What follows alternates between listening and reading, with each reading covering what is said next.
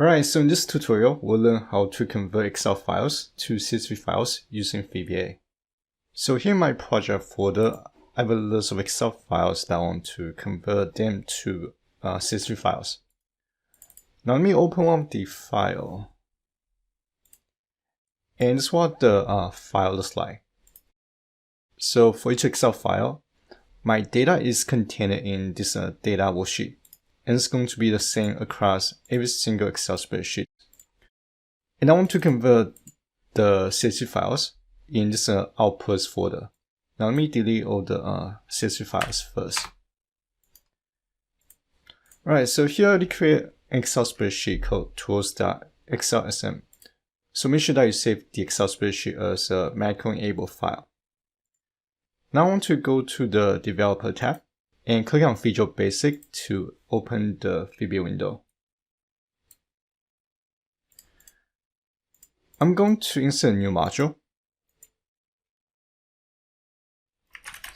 And here I'll create my macro or my subroutine. I'll name the macro Convert Excel to CSV.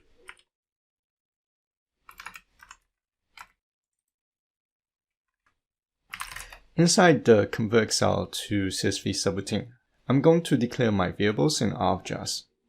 The first variable I'm going to declare is the workbook object. And I'll name the workbook object as WB underscore source as workbook. Then I want to create another object called WB target as workbook as well. So these two objects are going to be referencing the source workbook and the output workbook.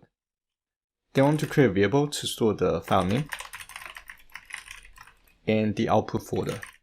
And let's name the output folder as data file folder, a string.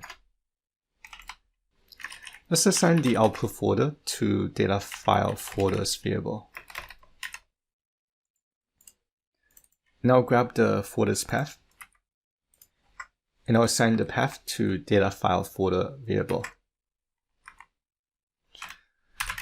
And here I want to insert if statement. I want to check if the first string from data file folder variable from the end is not equals to a backward slash. And here have a typo.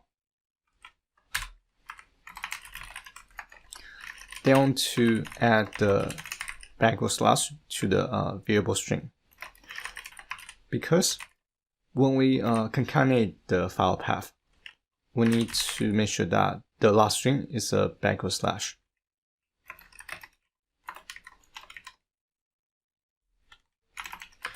Now I want to iterate all the Excel files in my project folder. So here I'm going to grab the folder path, and I'll assign the folder path.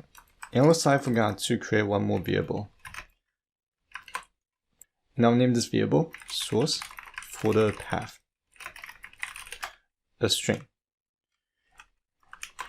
And we'll assign the folder path where all the Excel files are located to the source folder path variable.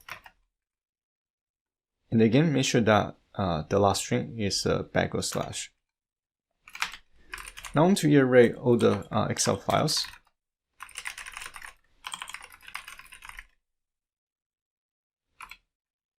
By using the function.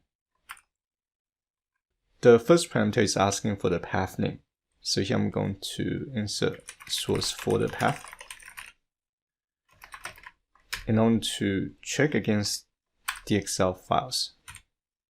And the extension is going to be Excel SX. And welcome means that I want to capture every single file's name with this extension. And I'll name the output as file name. Alright, so the file name is going to be dynamic, meaning that it's going to be linked to this the function. And just in case, I want to turn off the notification. And I can do that by referencing application that display alerts property. And I'll set the property value to false. And when we finish everything, we need to make sure that we set the alert back on. So I'll set the attribute back to 2. Right, so here we're going to convert the Excel files to CSV files. And I'll insert while loop. I want to insert my condition. And my condition is going to be do while file name is not blank.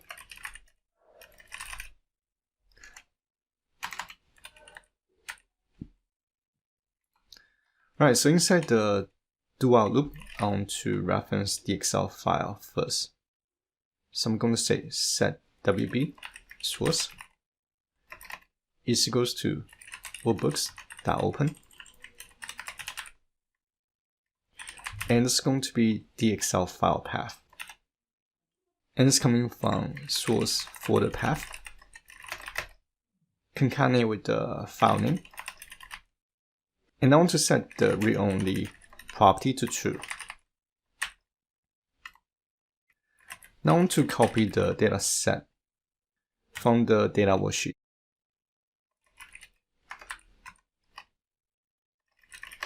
And we can copy the entire data set by referencing the worksheet.copy. And so copy everything in the data tab. Alright, so let me put a stop right here. And I want to insert a break statement at the do while loop. Now if I press F5 to run the script, and I'll press F8 to execute each line one by one. So this is going to open the Excel workbook. If I execute this line highlighted, it's going to create a brand new Excel workbook with the data set paste. Now let me close the Excel file. And that means this statement actually returns an instance of Excel workbook object. And I can assign the output to the WB target workbook object. At this point, I just need to save the file using the save as method. And it's going to be in the data file folder path. And as for the file name, I just need to replace the extension from .xlsx to .csv.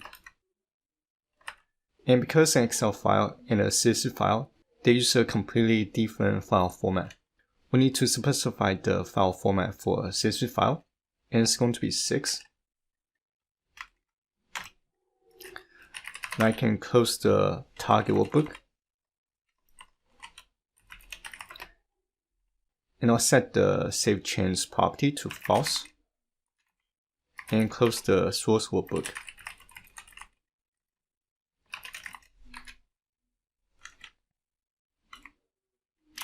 And here I want to empty out both WB source object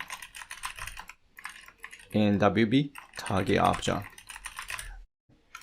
And finally, we're going to go to the next Excel file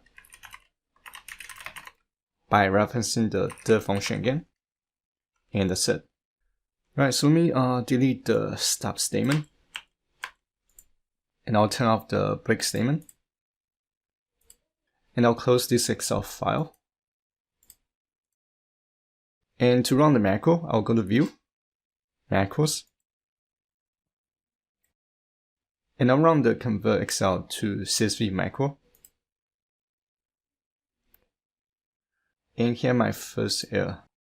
And saying that it's unable to find the object. Because this is an operation. And when we copy the data set to generate a new Excel file, this Excel file is going to be the active workbook. So I need to use active workbook to reference the workbook object. Alright, so let me try again. Alright, so if I go to View, Macros, and I run the Convert Excel to CSV macro,